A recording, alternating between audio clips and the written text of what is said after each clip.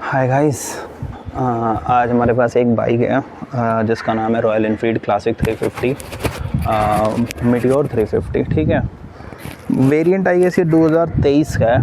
आज हम इसको रिव्यू करने वाले हैं। इसमें क्या क्या फ़ीचर्स हैं, क्या क्या मुझे जो है कमी लगती है कि शायद कुछ तो होगी, जो भी रिव्यू करेंगे तो पता चलेगी। ठीक है, बाकी हाँ, इसके पीछे एक स्टोरी बता देता हूँ। वैसे तो ये रॉयल एनफील्ड की हर गाड़ी के पीछे आपको पता ही होगा कि पूरी लोहे की है। स्टोरी ये थी कि मेरे फ्रेंड की इस बाइक की डिलीवरी ना ट्यूसडे को थी, तो उसकी फैमिली ने डिलीवरी एक्सटेंड करवा दी जस्ट बिकॉज ये बोल के कि लोहा हमारे घर में ट्यूसडे को नहीं ख़रीदते हैं। तो ये गाड़ी उन्होंने फाइनली वेडनेसडे और थर्सडे को ली थी। तो ये एक स्टोरी थी कि भाई गाड़ी में इतना लोहा है कि लोग इसको लोहा ही कंसीडर करते हैं, नथिंग एल्स। ठीक है, तो भाई एक बार ना गाड़ी ऐसे साइड प्रोफाइल से देख लो यार, क्या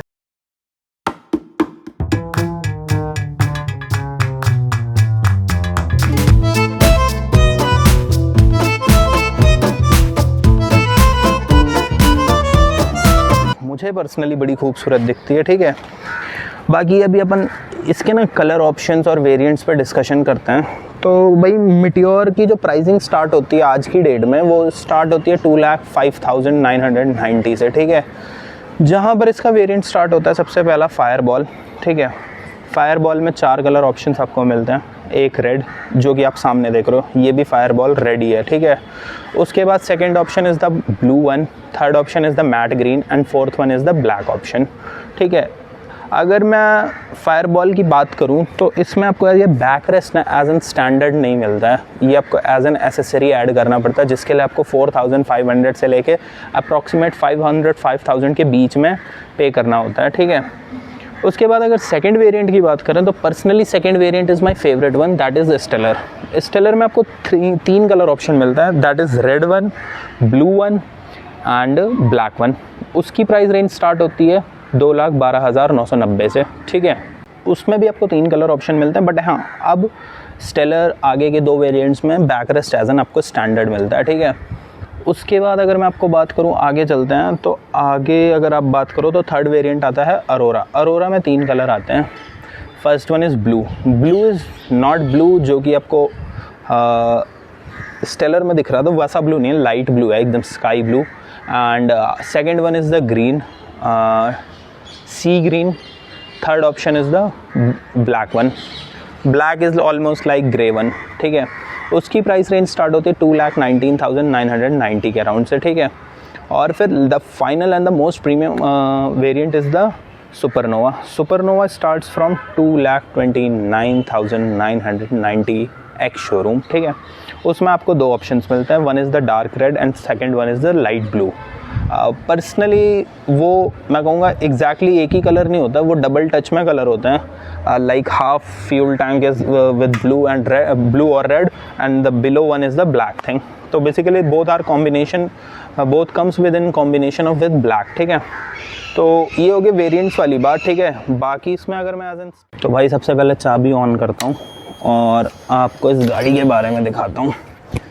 ये 2023 वेरिएंट है, बट आज भी सेम ही आता है। ठीक है, इसमें जो आपका सुपरनोवा है, सिर्फ उसमें आपको एलईडी मिलती है। बाकी तीनों वेरिएंट्स में जो है आपको यहाँ पर डीआरएल एक आपको दिखेगी कि एलईडी के फॉर्म में है, सर्कुलर एलईडी, बट अगर आप मेन लाइट देखोगे ना तो वो हैलोजन है। इंडिकेटर्स भी हैलोजन ही है। ठीक है, विद हैलोजन मीन्स बोले तो वो अंदर एक छोटा सा बल्ब है हैलोजन वाला। ठीक है, और इसमें आपको हैज़ार्ड लाइट का भी ऑप्शन देखने को मिलेगा इंडिकेटर के साथ, जो कि रॉयल एनफील्ड की ऑलमोस्ट सारी बाइक्स में, तो बट पर्सनली हो तो ये एक चीज़ मुझे बहुत अच्छी लगती है। ठीक है, बाकी आगे से आपको फ्रंट लुक ऐसा दिख रहा होगा गाड़ी का, तो आप एक बार वो देख लो।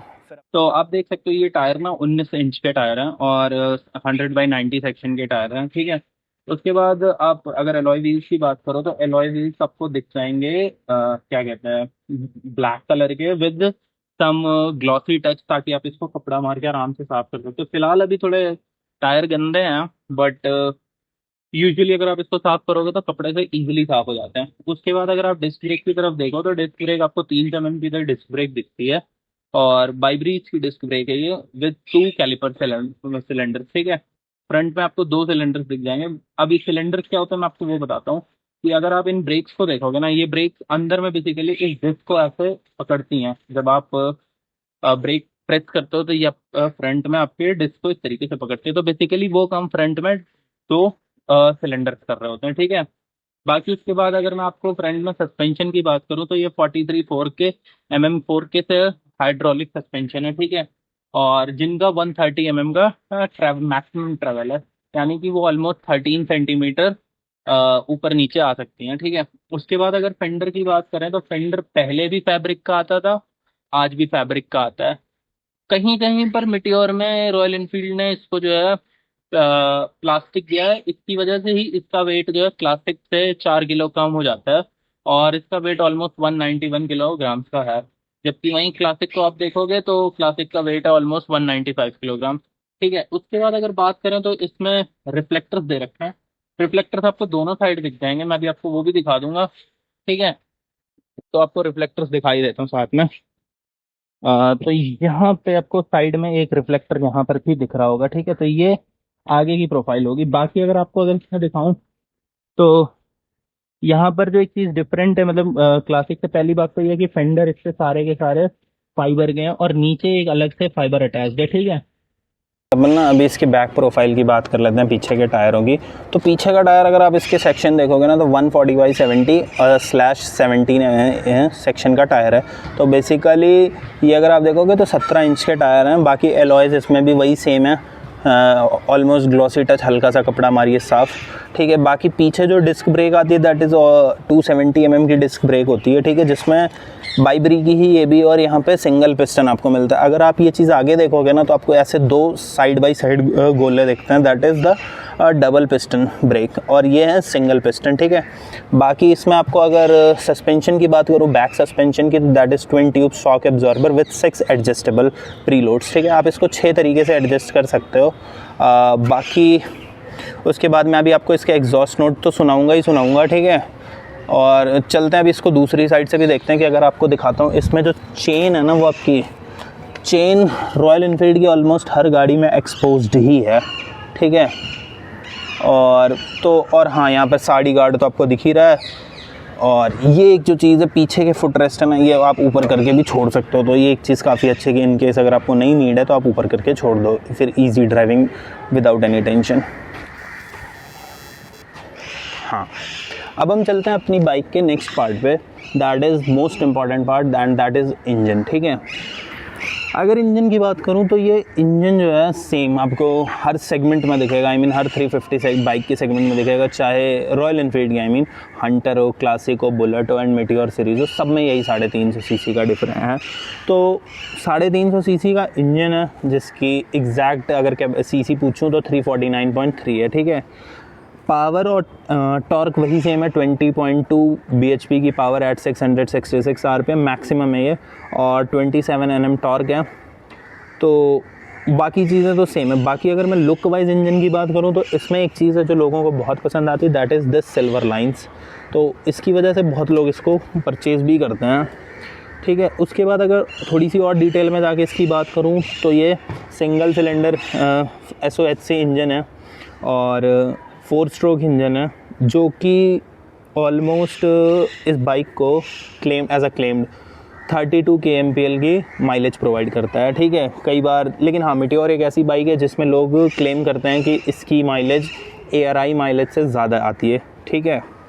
उसके बाद अगर आप साइड प्रोफाइल और देखोगे तो साइड प्रोफाइल में आपको यहाँ पे टूल बॉक्स और फ्यूज़ बॉक्स दिख जाएगा। इसके अंदर में ही यहाँ पर कहीं चाबी लगती है, ये चाबी के लिए दे रखा है, ठीक है। ये ब्रेक फ्लूइड है। और द मोस्ट इंपॉर्टेंट थिंग कि मुझे जो अच्छी लगती है वो यहाँ पर कार्बोरेटर का डिज़ाइन। ये कार्बोरेटर फायरबॉल वेरिएंट में ब्लैक कलर में आता है, अदरवाइज़ आप स्टेलर वगैरह में देखोगे तो वो क्रोम कलर का आता है। तो मुझे जो पर्सनली स्टेलर वगैरह की नहीं बहुत अच्छी लगती है ये चीज़। और कार्बोरेटर की अगर बात करूँ तो कार्बोरेटर का कोई ऐसा बहुत बहुत इंपॉर्टेंट रोल होता है कि वो पेट्रोल और एयर को मिक्स करके इंजन के अंदर इंजेक्ट करता है, ठीक है। और अगर इंजन के अंदर एक चीज़ और बात करूं तो जो इंजन का सिलेंडर पिस्टन होता है, पिस्टन के ऊपर जो सिलेंडर लगा होता है ना, उसकी जो विड्थ होती है, डायमीटर होती है, उसको हम बोर कहते हैं। और जो उसकी लेंथ होती है, आई मीन वो सिलेंडर कितना ऊपर नीचे ट्रैवल कर रहा है, उसको हम स्ट्रोक कहते हैं, ठीक है। तो जो बोर होता है, बोर की जो विड्थ है दैट इज़ अराउंड 75 mm, ठीक है, और स्ट्रोक की जो लेंथ होती है दैट इज़ 83.5 mm, ठीक है। तो अगर उस हिसाब से देखूं और कार्बोरेटर से बात करी जाए कि एक बार फ्यूल जाके उसका एग्जॉस्ट से धुआं निकलने में ये जो स्ट्रोक है या ये जो सिलेंडर है वो 4 बार ऊपर नीचे जाता है, तो इस वजह से ना इस इंजन को कहते हैं 4 स्ट्रोक इंजन भी हम कहते हैं, ठीक है, single cylinder SOHC 4 stroke engine कहते हैं, ठीक है। बाकी अभी अपन इस साइड से भी आपको दिखा देता हूँ इंजन के बारे में और चीज़ें क्या क्या है, गियर वगैरह के बारे में बता देता हूँ। वैसे तो आइए दिखाता ही हूँ सीधा।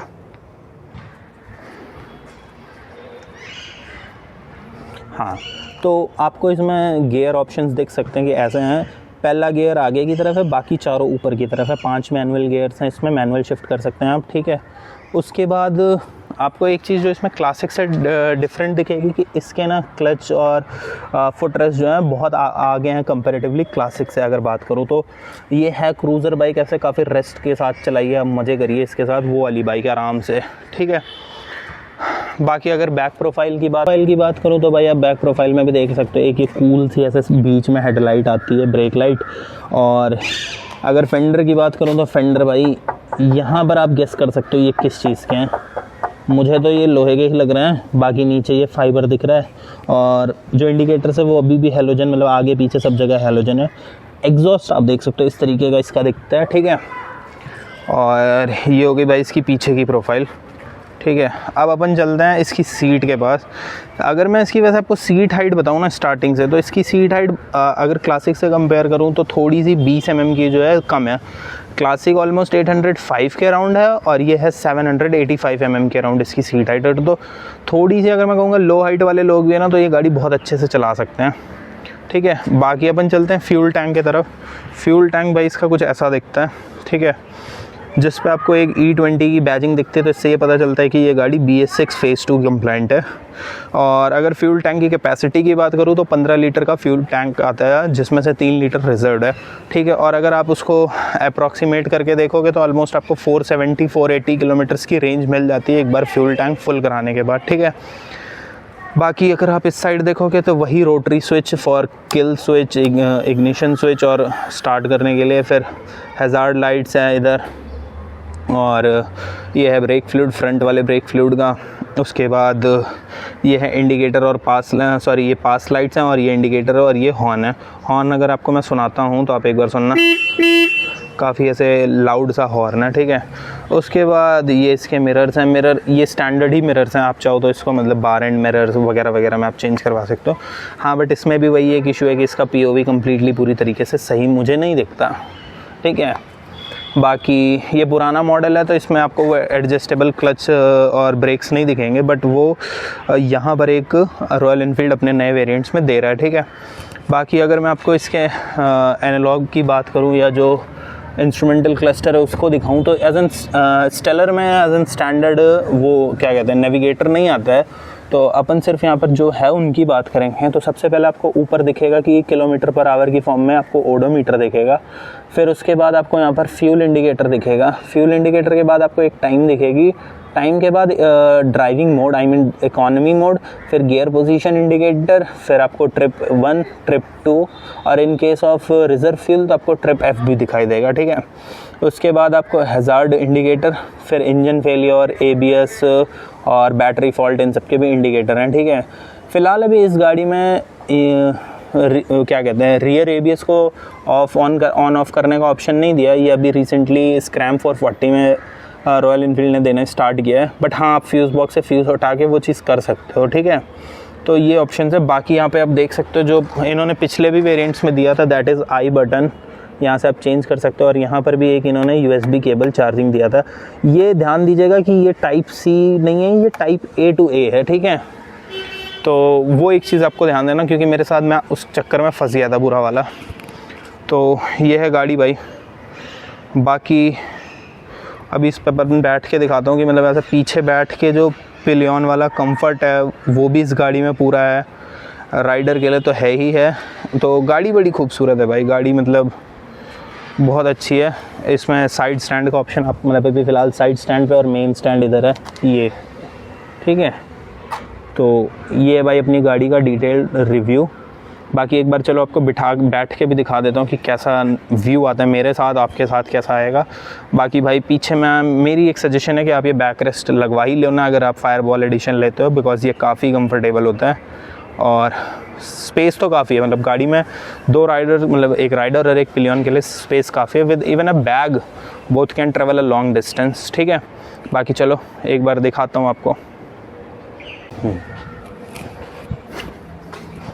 तो भाई आप ये देखो कि मतलब ईज़िली, मतलब इस गाड़ी पे वैसे तो मेरी हाइट थोड़ी सी 5'10", 5'11" के बीच में है, बट मैं कहूँगा कि यूजुअली इस गाड़ी में 5-6, 5-7 के लोग आराम से बैठ सकते हैं। और मेरे इतने ईज़िली बैठने के बाद भी आगे इतनी स्पेस खाली है कि मैं आराम से आगे पीछे एक आदमी को बैठा के भी मनूवर कर सकता हूँ। और अगर मतलब अपने आप को थोड़ा सा दाएं बाएं हिला के मैं एडजस्ट कर सकता हूँ लॉन्ग जर्नीज़ में। बाकी अगर मैं आपको पीछे दिखाऊँ तो पीछे के केस में भी मैं आपको आराम से बैठा हूँ, इतनी स्पेस के बाद भी मैं आराम से बैठा हूँ। तो आप मज़े से मतलब इस बाइक को चला सकते हो, ठीक है। बहुत अच्छी बाइक है। बाकी मतलब अभी तो मैं किसी और दूसरी बाइक से इसको कंपेयर नहीं करने वाला। पर्सनली अगर टूरिंग बाइक में कहूँ तो भाई ये टूरिंग बाइक में 2.5 लाख से लेके 2.75 तक की सेगमेंट में बड़ी अच्छी टूरिंग बाइक है। पर्सनली अगर मुझे आपको मतलब ऐसे कंफर्ट चाहिए, 60, 70, 80 की क्रूजिंग स्पीड चाहिए, आप ये बाइक ले सकते हो। टॉप स्पीड वैसे इस बाइक की ऑलमोस्ट 112 किलोमीटर्स है, बट आई वुड सजेस्ट कि मैंने सारी बाइक चलाई, मतलब मीटियोर भी चला के देखी है टॉप स्पीड पे, क्लासिक भी चला के देखी है, बट मेरा पर्सनल सजेशन है कि गाड़ी आप 105 के ऊपर मत ही ले जाओ। मतलब आप अगर टॉप स्पीड टेस्ट करना चाह रहे हो तो यूजुअली तो आप 80 तक ही चलाओ, इनको तो बहुत अच्छा है।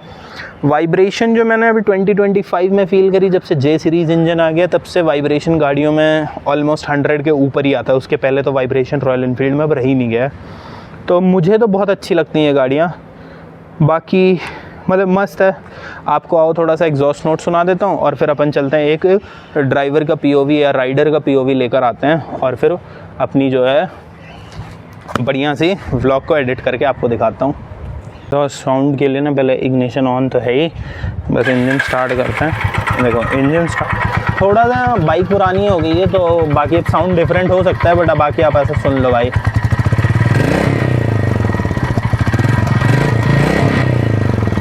तो भाई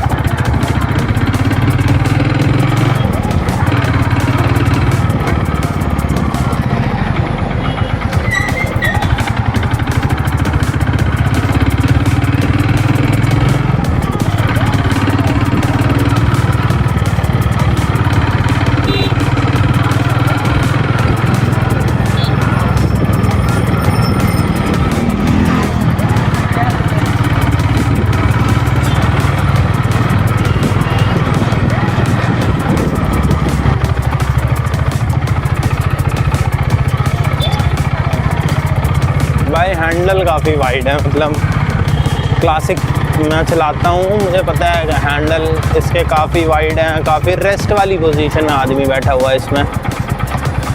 आइयो बहुत चिल है। बाकी हाँ, ग्राउंड क्लियरेंस की बात करूँ तो ग्राउंड क्लियरेंस 170 mm की है और जो इसकी लेंथ है वो है 2145 mm के अराउंड। तो वैसे लेंथ का तो मतलब कोई डायरेक्ट रिलेशन है नहीं, बट हाँ जो इसकी ग्राउंड क्लियरेंस है उसका थोड़ा सा इम्पोर्टेंट कैरेक्टर पड़ता है, क्योंकि इंडिया में आपको पता ही बहुत फुद्दू सड़कें पड़ती हैं, मतलब कभी इधर चढ़ा दो कभी उधर चढ़ा दो। तो नीचे ना engine guard is for me, मतलब according to me is very important thing कि आपने नीचे लगाया हो। संप गार्ड भी कहते हैं काफ़ी लोग, तो वो बड़ी ज़रूरी चीज़ है भाई इंजन के लिए। और आपकी गाड़ी की साफ़ सफाई भी वैसे उससे ईजी हो जाती है, क्योंकि आपको फिर बहुत चिल हो जाता है, मतलब साफ़ सफाई करना।